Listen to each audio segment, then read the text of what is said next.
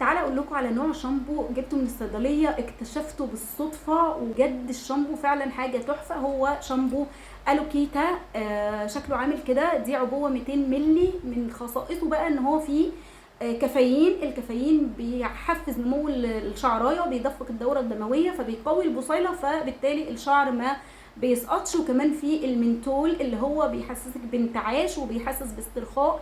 كمان في زيت شجرة الشاي اللي هو فيه مواد مطهرة ومضاد للأكسدة، وفي كمان خلاصة الأملة وخلاصة الألوفيرا اللي هي بتساعد على قوة الشعراية وبتخلي الشعر ما يتكسرش وما يسقطش.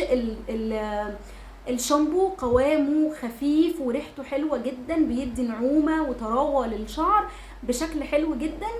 العبوة دي كانت ب120 جنيه من الصيدلية، ففعلا اختراع، جربوه وهيعجبكم قوي. وباي باي.